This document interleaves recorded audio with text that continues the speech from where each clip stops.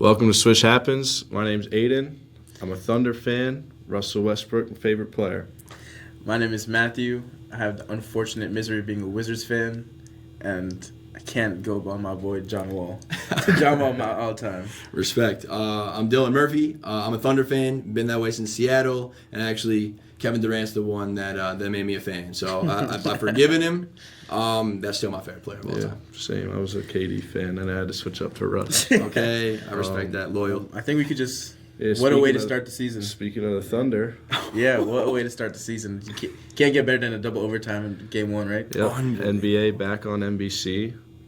Double OT. I wasn't mad at it. I saw some hatred on this, like the scoreboards and the graphics and everything. I don't mind it. I liked it. I was watching the pregame, like the presentation when they were showing like NBC, like because it was NBA, it was the '90s. I thought it was pretty cool. They had MJ talking. I want to ask about the MJ thing. So like, I thought it was cool to see MJ again. Mm-hmm. I thought that. I was wanting a little bit more, I feel like. Yeah. I don't know. He's never really been like a media guy. I feel 100%. Like he's never really gave us what we wish we could have from MJ. True. But, it was just cool hearing them. They had Magic Johnson talking, a bunch of guys. I think as the season goes on, they'll probably get a little bit more in depth. You know what I mean? Like I think 100%. It's one of those things where like you guys said, he's not that media guy, so it's gonna have to be like kind of building into it and getting comfortable. Yeah. I think maybe around. I mean, depending on like how comfortable he gets, I think you'll probably start seeing some real good stuff in a couple of weeks. Well, you know what? For next week, it said like MJ's gonna be back next week talking about load management. So even next week, we're gonna start talking real hoops. So I mean, I'm assuming he's gonna be pretty harsh on load management, but also it's like who knows if he's gonna kind of doctor his answer. I don't know, but I thought that was interesting. He's definitely gonna be like I never sat out a game. Yeah, exactly. Or I guarantee he talks about something like there's a fan out there, like this is the only game they'll get to go to.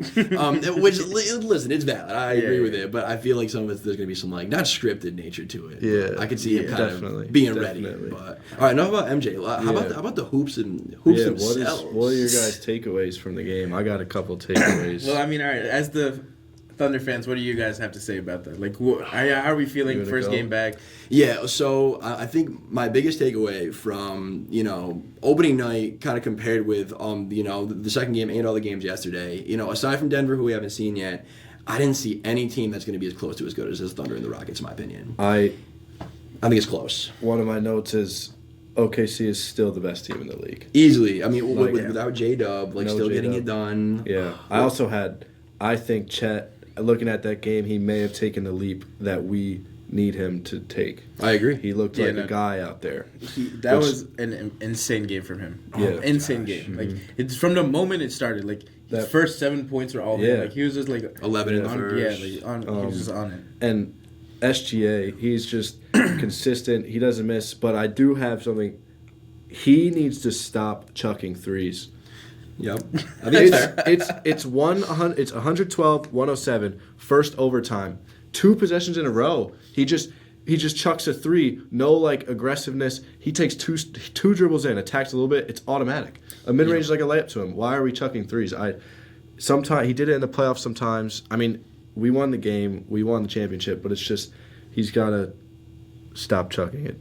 No, I think it's fair because I think last year coming into the season, the 3-point shooting was actually a really great development for him, and I think that was something we were all kind of waiting for. As Thunder fans, and then I think other people in the league, seeing him as the MVP and having this great season, a lot of that was tied to the 3-point shooting.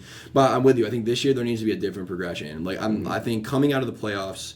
Last year, obviously we won the championship. I shouldn't be pinpointing things. Yeah, that's how I feel too. I feel like I'm hating because we still won. No, but it's wanting more. But I also think into the wanting more. I think the game, not that it could have avoided just because of one player, right? But Lou Dort's shooting on the three was. It wasn't good. We shot terribly. In general, yes, but as a team, but I swear, anytime you saw him with the ball, you just did. I never thought it was not going. It was just not good. And he was our highest 3-point shooter last year in terms of percentage. That's what I'm saying. It's obviously just one game too, but SGA shot 1 for 9. Cason Wallace, I think, hit probably the biggest shot of the game.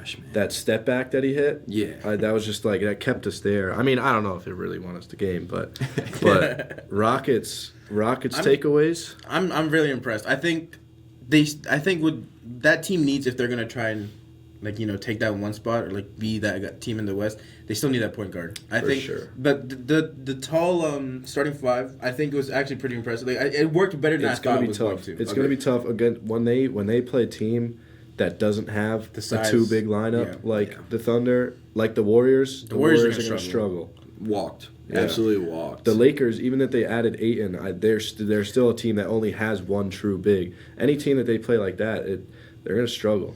It's tough. Şengün, I feel like took a he leap. looked insane last night. Oh my! And like a lot of that, like there was some kind of signs of that in, he was playing for his country this summer and kind of giving guys work. Yeah. And like we've seen that in the past, and guys take some significant jumps, but this was real. I mean, the only thing I would say is that I think he made like 5 threes, which like if that's consistent, I mean he's all NBA first team. Like he's all NBA first team, but. I don't know if that part of the game is totally consistent, but I think he still did make a leap. You know what I'm saying? Yeah.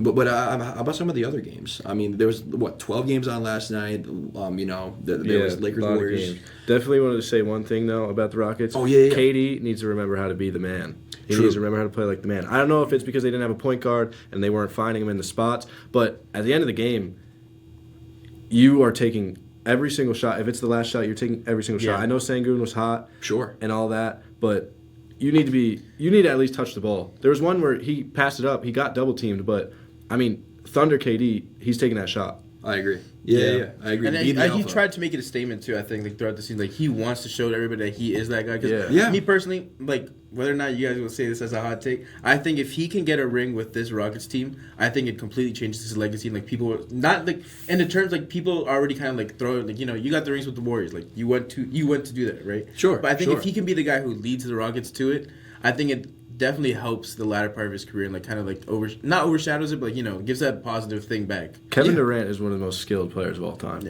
Yeah, I agree. I think he's the best pure scorer in the history of the game. I agree with you for sure. I'm with you. I think the only thing that gets interesting there is like if Amen Thompson does make this leap and there's any sort like let's say they win the chip, Amen Thompson wins the Finals MVP. I think that even like I won't think this way, but I think there's haters out there that are still gonna say he wasn't the best player, this and that. But I'm with you though. I think another ring outside of the Warriors. Yeah. I mean, I think that puts him like maybe solidly in the top 10 of all time. Maybe he's not. He could have had rings with the Thunder, but that's a whole nother. I think another thing to at least talk about, the 76ers. Listen, I was so high on VJ Edgecombe coming out of the draft. Even in March Madness, I thought they were going to beat Duke. I thought they were going to upset Duke. Obviously didn't. But I was so high on VJ. And then he went to the Sixers, and I'm sorry to any Sixers fans. I hate the Sixers. I get it. Poorly managed franchise. Yeah. But I will say, I think the biggest story for the Sixers will be obviously can they stay healthy? Yeah. Can you stay healthy? Because if they can stay healthy, listen, Joel Embiid doesn't look great. Dude, he looks slow. He needs new legs. Washed. He might be done. He needs new legs. He wasn't even on the injury report. I think that's the worst part. He wasn't even if he was on the injury report, at least they could like lie. But he was not. He needs but new that legs. backcourt is so dangerous. They don't even have McCain yet. Yes, exactly. And when McCain was balling out before his injury last year, they have a great backcourt. And it's just a matter of making sure it sticks. It literally, their team comes down to 2 guys. Can they play to their potential? Joel Embiid and Paul George. Paul George does not have to be Pacers Paul George. He doesn't have to be Thunder Paul George. He can at least be Clippers Paul George before he was playoff P. That's the hope, at least, right? I mean, I think with them, like, I'm such a like bigger fan of like let's start the new chapter now, and I think they really kind of fumbled on the Embiid like trade stock, and obviously you're not going to get what you could have gotten before, but I think there's still something there. Like maybe call up Golden State. Obviously that this Kuminga thing didn't go well. Like let's trade some assets that we don't want anymore. Obviously it's 50 cents on the dollar, but it's better than 0 cents on the dollar if Embiid retires. I mean, another injury, that dude could be done. So maybe let's get off a diminishing asset. But I mean, I think that's a positive towards VJ because the future is so much brighter now. Yeah. I think one positive for them with all this backcourt stuff is Embiid doesn't need to be the guy he was doing when he was getting the ball at the 3-point line and attacking and stuff. He can just settle down in the post, maybe even the elbow, and that's all he needs to do. Especially you got Maxey, McCain, VJ, and you got Paul George that'll be in a corner. I mean, Kelly Oubre is not really anything, but with those guards, he doesn't need to be doing all that offensive work out in the perimeter at least. So he doesn't need to be moving so much on offense. Defense, that's where it really comes in. He needs to be able to at least be a presence. Yeah. Which last night The Preds on either end. Yeah. I mean, then again, it's also just game one. Hopefully, you know what I mean? Yeah, like, we can't it could put change, all but our... I will say the 76ers, if they can stay healthy, Joel Embiid adds a little bit of production. We could see a completely crazy turnaround for them. Yeah. I mean, it is Joel Embiid. Healthy Joel Embiid was an MVP. Yeah. He was competing for MVP every single year.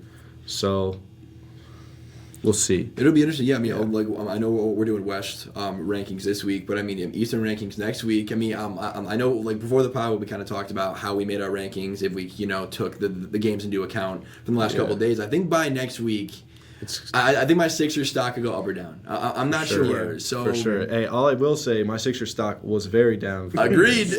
So. It changed after that 34 ball. Yeah, I'll tell you that. Yeah. I mean, VJ Edgecombe, most by a rookie debut Sixers history, most in the first quarter by any rookie. That's something. Unreal. And then are we gonna say? I mean, it's super early, but cause for concern for the Mavericks? No.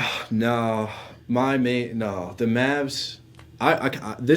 They need to figure it out without Kyrie, so that they're not on the lower end of the West. Yeah, I think that's fair. They don't want to play in. They don't want any of that. Which I think that team without Kyrie is very good. They have D'Lo, Cooper Flag. He's a rookie. Like he's not going to be to where he's not. It was his first game. Yeah. So mid-year, we don't even know what he'll look like. Yeah. AD, I think, has been so underrated. AD is a great player, and he could win games for you. And they have Gafford, Lively. Like, that's another team.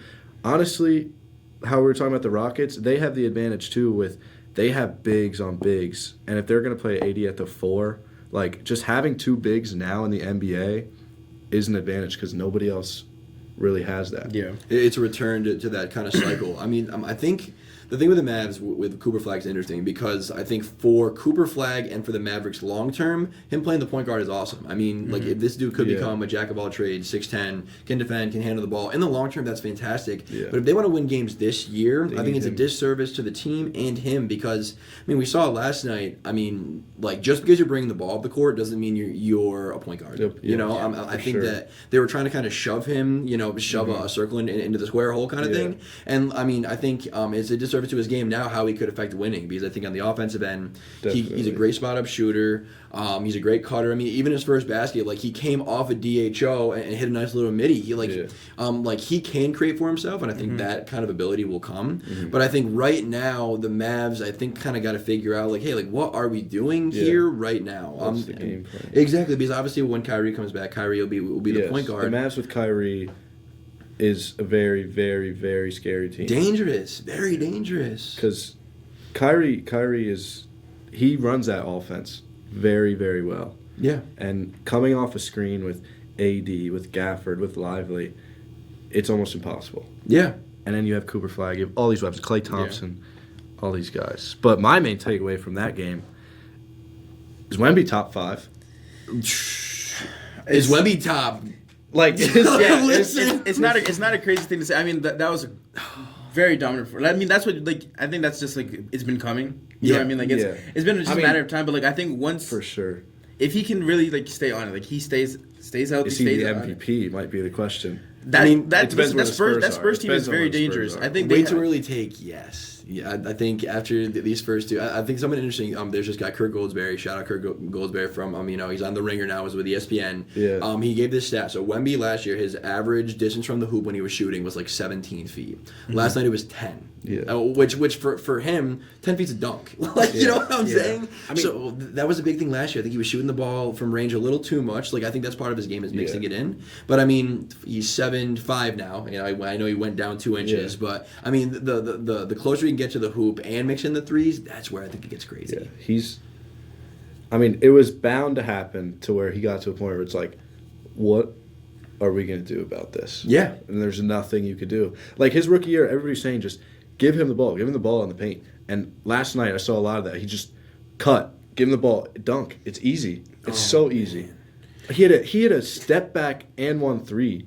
He went through the legs, double behind the back, step back, 4-point play, and he's 7'5". It's crazy. Yeah. I don't even know. He has shades of Shaq. He has shades of Olajuwon now. He has shades of Kevin Durant now. He has shades of Rudy Gobert. Like, he's bizarre. Like, it's over. He's an alien. Yeah, he's an alien. Their future's bright. I mean, there's just no like they're drafting well. Yes. Like, it's just, a couple of years. You guys do have comp. They got a solid team. They're good this year. I'm curious to see what the Spurs are thinking, like what this timeline is like. Because let's say the Spurs are top 3-4 in the West at the trade deadline. I don't know. If I'm the Spurs, I might be giving a call to Milwaukee. That might be a little crazy. They were talking about it during the draft. I thought Giannis was getting traded draft night, and the Spurs were one of the top teams looking at Giannis, which I pray that doesn't happen.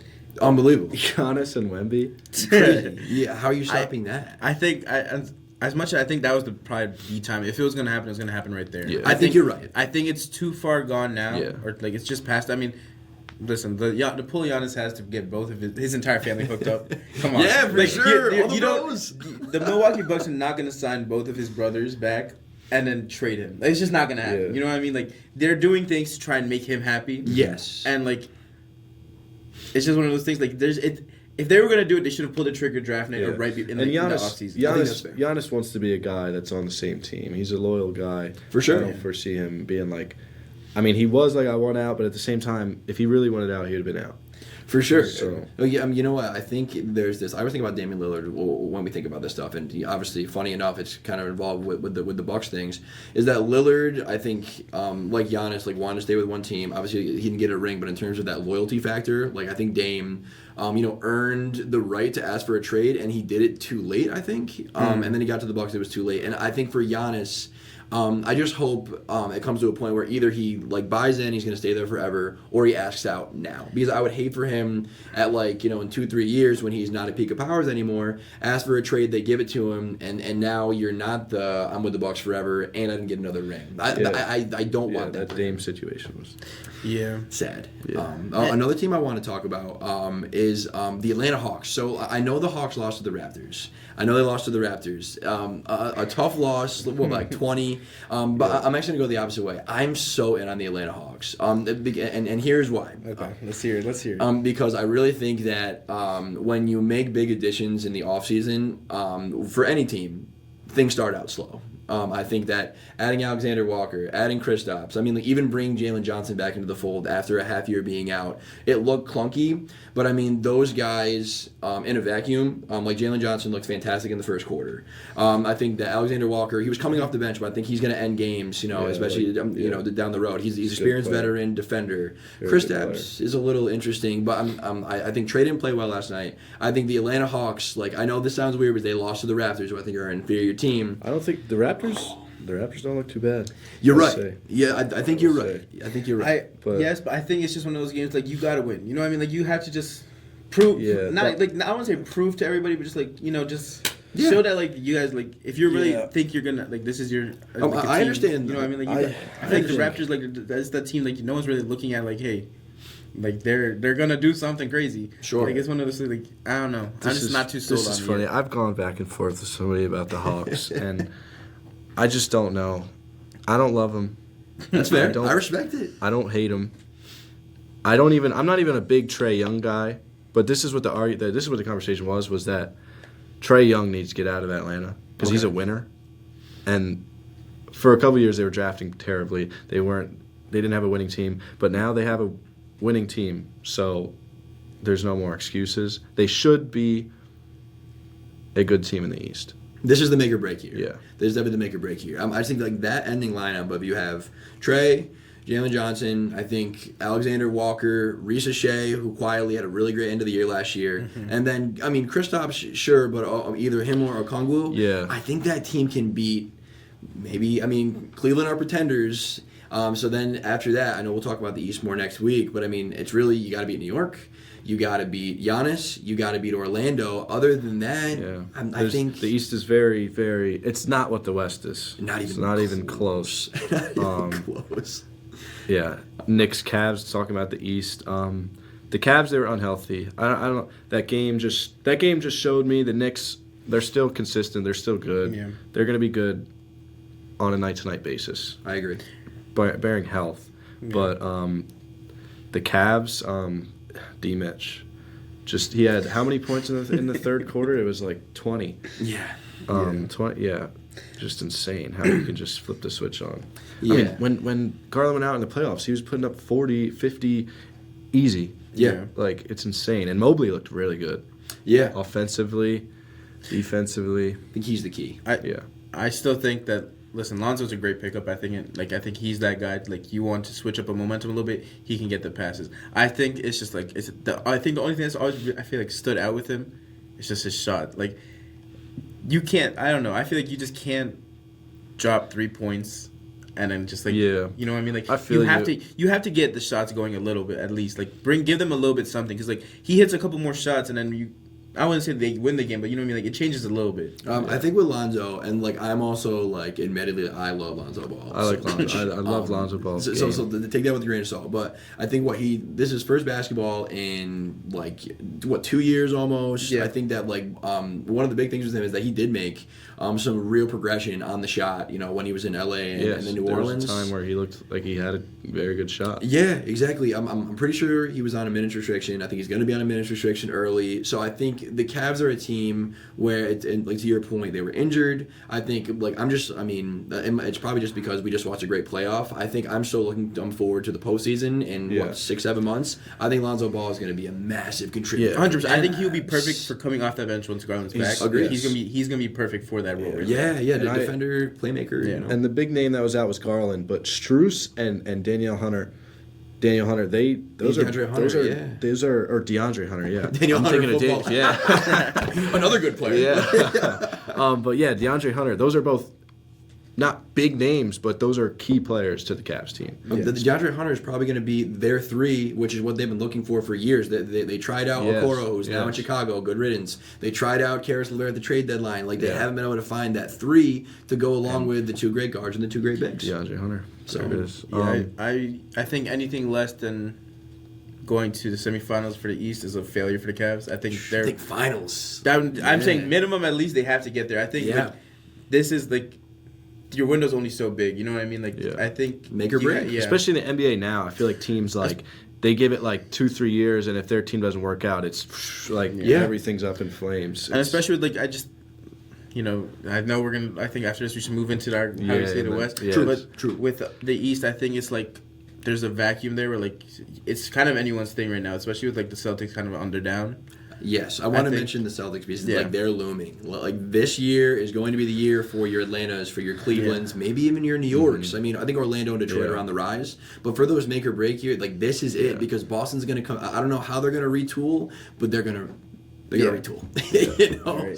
So let's get into our West. Let's do it. There's Western talk Conference about rankings. Stuff. All right, who wants to start there first? All right, I think we all have start from the bottom. You want to start from bottom? Should we start from the top or the bottom?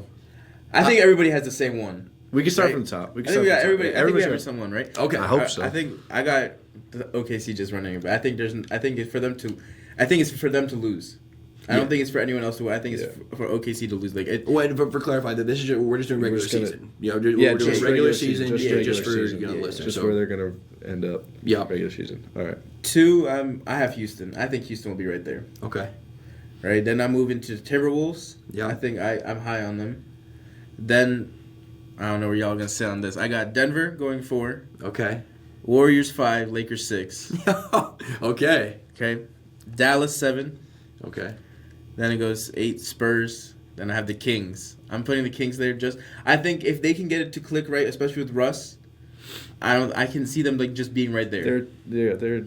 I can see them just being right there. Just because I think right after that, for me, the Pelicans will be 10 in my opinion. I think, like I said, I think if the other comes on down to, I think Zion's weight loss, good for him. Finally. Yeah. I mean, finally. We're in year 7, year 8. It's like. It's contract year. That's why I love Zion. Yes. I love Zion. Was almost my next Kevin Durant of like I fell in love with this guy, and now this is the first year I took off Pelicans notifications on my phone. It was a really big step for me. You know who was my guy? My next guy, Cam Reddish. No, that team was unbelievable. I respect that. Yeah. But okay, yeah, go on. After that, I have Suns at 11. Then I'm putting the Grizzlies 12, Clippers 13. Okay. I'm saying that just because I'm just like Yeah, we'll get into Yeah, it. we'll go through our rankings and we'll chat about it 14 after. with the Blazers, and then I think the Jazz finished bottom. Okay, respect. 15. Respect. And then, you want me to go? Yeah. All right. 1, I got OKC. Thunder up. Easy. Thunder up. 2, Rockets. 3, Nuggets. 4, T-Wolves. Now, this is where it started getting hard. Yeah. 5, I have the Mavs. Okay. I have, and the 6, I have the Spurs. I think all 3 of those interchangeable. Yep. I'm with you there. And then the next 3 also interchangeable from 7 to 9. But this is how I have it in order. 7, Clippers. 8, Warriors. 9, Lakers. And then 10, this is going to be a battle for the last play-in spot. I got Grizzlies, then the Pelicans, then the Kings. I think those 3, it's going to be a battle. Okay. And then my last 3 teams, 13, I have the Suns. I was debating putting them last because I just think it's going to be one of those teams that they just maybe tank or just underperform. And then I have the Jazz at 14, and then 15, I have the Blazers. Okay. But honestly, I don't think the Jazz and Blazers are going to be as bad as like super bad. I don't think they're going to be like that. But Okay. So I got some differences. Differences all up and down the board. I'm excited to talk about it. So okay, Thunder at 1. I have Denver at 2. I have the Rockets at 3. And then even here, I started to get a little wonky. I got Spurs at 4. I don't hate it. I was heavily influenced last night by women, I'm not going to lie. This was not like this before last night. I'm just going to I'll be honest. T-Wolves 5. I have Clippers 6. I have Lakers 7. Mm-hmm. I have Mavs 8. And then I have Warriors at 9, and then at my 10 spot, battling for the play-in, I have the Blazers, and I'm ready to chat about it too. I'm interested. I don't even hate it. I have them last, but I really don't even hate it. I'm interested. I think the bottom is so hard. It is. Yeah, it is tough. So the non-playing teams, I have Kings at 11, I have Grizzlies at 12, I have Suns at 13, I have Pels at 14. Again, hurt my heart, and then I have Jazz at 15. So I would love to talk Portland real quick. Okay, I know it's a little bit, and not inconsequential, but I think that So I had Portland at 15. They do have teams, and they battle with the Wolves. They battled with the Wolves. Hell of a game. Yeah. I just feel like they're one of those teams that are just gonna just lose games like those Wolves games. Like I don't think they're gonna get blown out. I don't think it's gonna be a team. It's like they have no chance. But I just think they're gonna end up losing a lot of those kind of games where they just it ends up adding on. I get it. I definitely get it. I think my thing with the Blazers is I think defensively they're going to be just a really potent team. I mean, I think having Drew in there, Toumani Camara was all defensive second team last year. Donovan Clingan is a great rim protector. They have Shaden Sharp. I'm ready for him to take a leap. I think Danny Avdija is going to be right in the mix for most improved player this year. I think he is just a jack of all trades. I just think that this team is going to be able to. I think you and I have similar takes, but I think I'm on the other end where I think they are going to kind of grind out more wins than we expect. But that being said, I think they're going to be in a lot of close games, and then I think you and I on the kind of you think they're going to lose, I think they're going to win. I think that could be the difference between 10 and 14, 15. Yeah, so that's because I kind of put records to them, so I'll say a lot of mine are it's close. Like last year, how last year was. It was from what was it, from 3 to 7 or 6. It was all 50-win teams. Yeah, it was 50 to 46 wins. My thing with Portland. Unless I'm looking at the roster right now, right? Yeah. First of all, I just want to say, Danny Avdija, I wish he stayed in Washington. Yeah. I wish he stayed in Washington. Sick. After that, I think just looking at their roster, and I think you take out Dame, you take out Drew, right? Those are great pieces to add on. I think the reason I have them so low, I don't think they have a winner outside of that. I don't think they have a guy who, if one of them goes down or something happens to them, I don't think they have that guy to step up and take over. You know what I mean? If it comes down to it, and they're gonna double team Dame and not let him get that shot off, who's that shot going to? That you feel confident enough that he's gonna make it. And Dame's not coming back this year, right? Which I think is a good thing for their team. I think so too. I think he's great to have there. I think it's perfect for them to bring him back. Locker room guy, veteran in his career just there. Bring up the spirits. Let some of those guards learn something. Yeah, you know what I mean? I agree. Yeah, the reason I think they will lose those games is this team without Dame they don't have a guy. At the end of the game, I hear you. The ball's in his hands. Need a bucket. We trust Who do you him. go to? Yes. Yeah. Unless Deni Avdija can transform into that person, which I mean, we'll see. we'll see. We'll see. I like him a lot. I don't know. I'm if not he's that high. I'm just saying. I'm just saying. Yeah. If he can somehow take that crazy leap, then they just need one person to do it. Yeah, just one. I think it's valid. And listen, if the Blazers are 14-15, I'm not going to be shocked. I'm not like vigilantly, but I think just in terms of doing this exercise, I just like what I see from them. And then Jazz, we all have down low. Suns, where'd you have the Suns? You had the Suns. I had 11. You had 11. Yeah, they're all. So I they're just all like out of they're the just there. I mean, they just Booker's Booker. You know what I mean? He's just gonna. I think they should have blown it up and just let him go. Try and trade him and get some. so. I think when they blew it I up, don't you know. might as well blow it up with everybody. I get he's been there his whole career and everything. He's that. What were you talking about? I think he's that Dame. I think he's that Giannis. I think like he loves the city and the city loves him. Mm-hmm. They just need to figure it out, though. Yes. I mean, they. We know what happened to the Suns. They just. I think their best interest is to not win this year.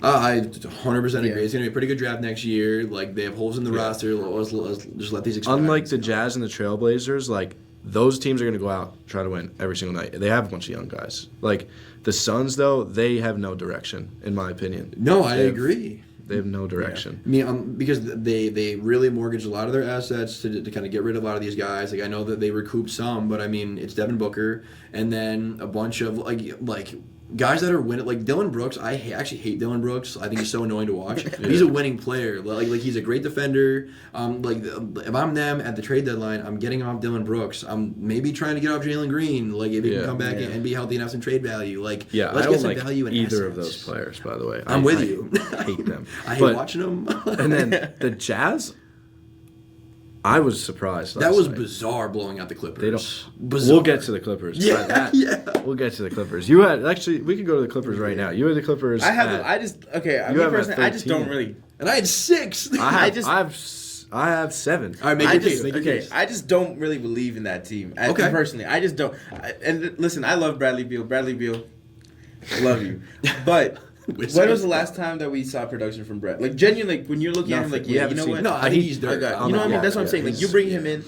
I think the team is the main guys you're leaning on. Kawhi and James Harden, man, those guys are so reliable. Zubac is real. Zubac is I'm saying he's the man. Brook Lopez coming off the bench. Come on. Can Kawhi stay healthy for a whole year? Chris You Paul? gotta trust the Can Unks. Kawhi stay healthy for the whole year? That's something we'll have to see. James Harden. You know, I'm not gonna knock it. Yeah. I just think.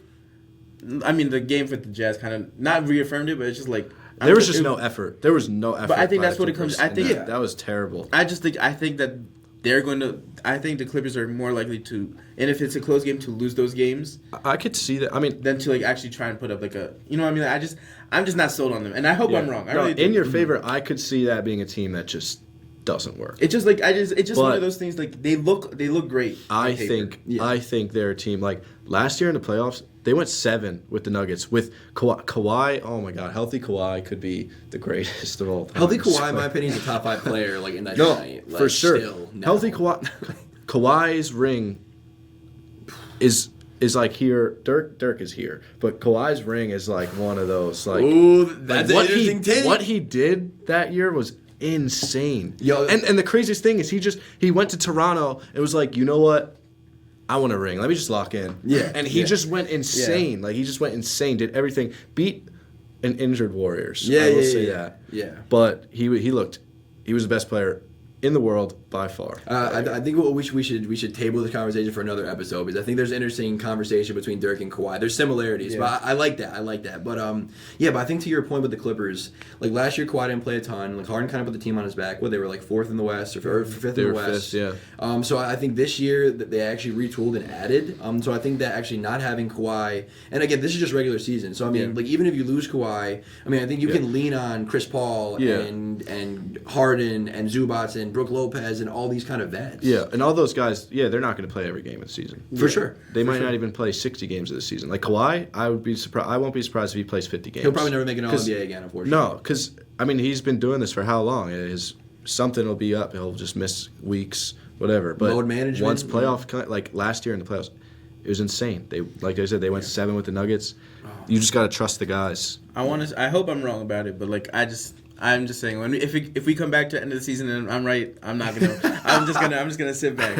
I'm just gonna sit back. I will tell you that you told the show. Yeah. I'll give that to you. But I could see the Kings in the play-ins, and that would mean for my list, I have the play-ins: the Clippers, the Warriors, the Lakers, and the Kings. It's all unks. That'd be a bloodbath all of just unks. bets. Yeah, just. I guess we could talk about it. I mean, the Lakers are always gonna be talked about.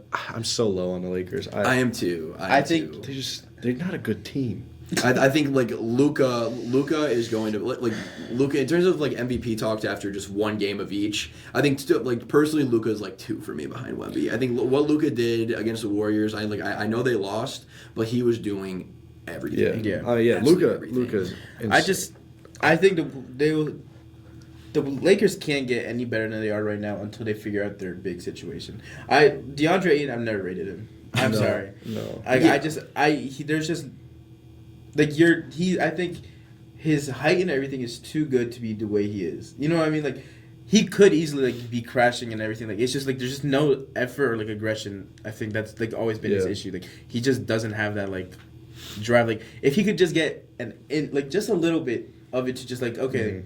Yeah, let me just like lock in. Yeah. You know what I mean? Let me just like lock in and like be that guy. Like let me like prove to everybody I should be who I was like supposed to be. Dominating. Yeah. You want him to live up to the name? Dominate. But I mean, yeah. I think the problem with them is like I think it's less about the supporting cast now, and it's about number 23, man. I think this Lakers team is going to be handicapped until LeBron retires, and like I think so too. No disrespect, like I think like it took me a long time, but I think like LeBron is fine. I'm gonna say LeBron's the GOAT. Like I know he's the GOAT, but like he's holding them back. Like he's taking up $45 million of payroll, and if you look at any other $45 million player, you're probably getting more return on investment. Yeah. Unfortunately, I don't want LeBron to retire, but if I was the Lakers. Yeah, he brings in a lot of money, but they need to get out of the LeBron era. Yes. It's not going to work. If you want to win, it's not going to work. Yeah. I mean, obviously they got a ring out of it. Sure. Yeah. I think it's just. Yeah, I think they're at the point where like they're just waiting for him to retire to actually like really build around Luka. Yeah. Because that's just what it is. Like you're kind of just. It's just a waiting time. Like you're not gonna ship off LeBron unless he physically asked to be shipped off. Yeah. You're not trading LeBron, unfortunately, for them. I think it could have. I swear, like if they wanted to, I think they shouldn't be scared to pull that trigger. I mean, obviously it would be like a crazy story. Like everybody would be like, what's going on? Of course. But I don't know. Like even if you're just like looking at the team right now too, like Marcus Smart's game was. He was just out there wrestling with Curry. They are filling he was just this out there roster wrestling, with and like characters. And it was interesting because like I don't know when Marcus Smart had his little like tenure with the Wizards last year. I really wanted him to stay. I thought he was adding something great to the Wizards. And that's the kind of team he should be on. Is like a young team that needs an unk in the locker room, not a team that is like trying to win games. It's just it's a weird. No. The Lakers are just they're just gonna be there. They're gonna win the games they have. They think they're gonna win the games that like you expect them to win, but then it's just gonna come down to like, can Luka save us again? They'll go as far as Luka brings them. Yeah. You know? I did want to talk about. So I was the only one that had Denver at 2. You guys had the Rockets at 2, which I think is totally valid. But I'd love to hear some Denver takes. So I only have Denver 2 games off the Rockets. Yep. Okay. I feel like I don't know. I like the Nuggets a lot. Yeah, for sure. I was scared last year in the semifinals. That game 7. Or not the semifinals, the conference semifinals. Yeah. They're just a team, especially in the playoffs. They just win games. At the end of the game, I hate it. My one friend is like a huge Jokic fan.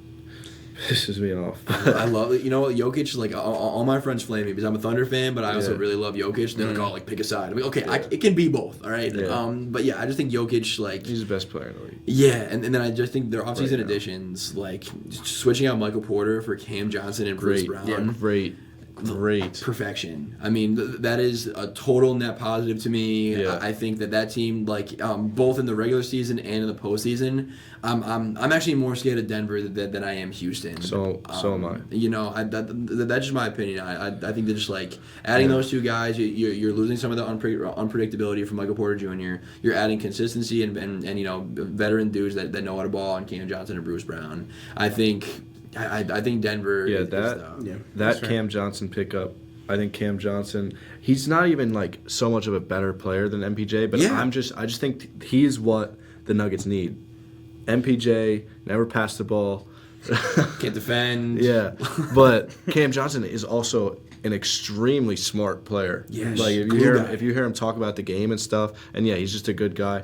I think he's perfect for that Nuggets offense. And then Bruce Brown, he's done it before. He's going to do it again. He's just going to be that guy, another Christian Brown.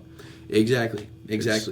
Great supporting cast. I mean, barring an injury, Aaron Gordon's still there. I mean, I think, and even adding a Cam Johnson kind of takes some of the heat off Jamal Murray, because I feel like every year, other than that finals run, there's some Jamal Murray questions of this guy when he's at his peak of powers is a top 3 guard in the league, but then 70-60% of the time, he just you forget he's out there. So I think having Cam Johnson there, Cam Johnson can take a little bit of that load, and I think there'll still be an expectation for Murray, but I think taking out the expectation part and just talking about winning games, I think on the floor Cam Johnson really does do a lot for Murray that way. Yeah, and then they got two pieces that could be really good for them. Peyton Watson. Yeah. And what's the other? Strother. Julian Strother. Yeah. Good young pieces. Yeah. 100%. They have depth. Yeah. So I had the Mavs a little bit lower, and really it's just I think once Kyrie comes back, they're going to be great. Yeah. I think if it kind of goes back to what we were talking about before, if they're going to keep doing this Cooper Flag at point guard thing, I think that again it'll pay off maybe by the end of this year. I think you're gonna have the growing pains. You're just gonna have the growing pains. I think they're gonna rack up some losses. It is what it is. Yeah. I had Mavs 5. Where you had? I just have Dallas kind of I wouldn't say in a down. I have them at 7 just because. 7. I'm at 8. So I just kind of have them in It's AD's done great health-wise recently. The last couple, right?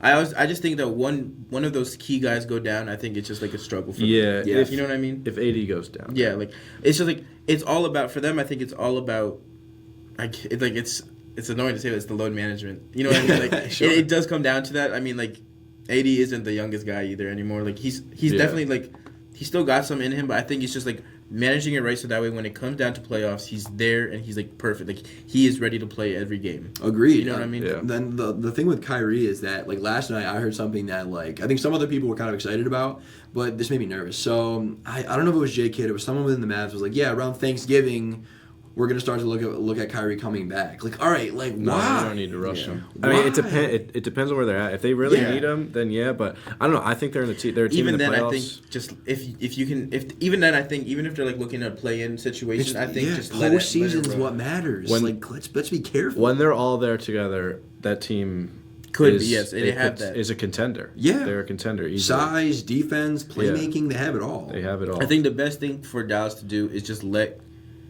Cooper Flag be him. You know what I mean? Give him as many opportunities as you can. Don't force him to be something. Yeah. I think just give him the opportunities that right now while you can. Just Kyrie's out, so he's not gonna be dominating the ball. Yeah. Let him get a feel. Let him try and be ready, so that way if he is able to take that step in this season. Yeah. Which I don't think he will be. I think it's gonna be a next season thing where that's when you really see the Cooper Flag come out.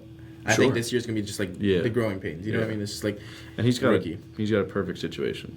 In a perfect situation. I agree, and I think something interesting. I always love talking about awards. Is that everyone was so heavy on the Cooper Flag's going to be the Rookie of the Year, and I still think. I mean, obviously VJ was great. I think it becomes an interesting conversation where by the end of the year, if the Mavs, let's say the Mavs are 4th or 5th in the West, Flag's averaging, I don't know, let's say he's averaging, a calm 13, 5, 6, 1 and 1. Yeah. But then you got a guy VJ or Ace on the Jazz when he gets a little bit healthier, averaging 25 on losing teams. What are your guys' opinions on that? Would you edge the winning or the stats? Well, if it's 25, he's Rookie of the Year. Okay, that if it's 25, but if it's a 13, 5, 6, 1 and 1 versus a 18, 4, 2, 0, 1, it's Cooper Flag and he's playing winning basketball. Sure, he's got everything, and it also outside of the stats,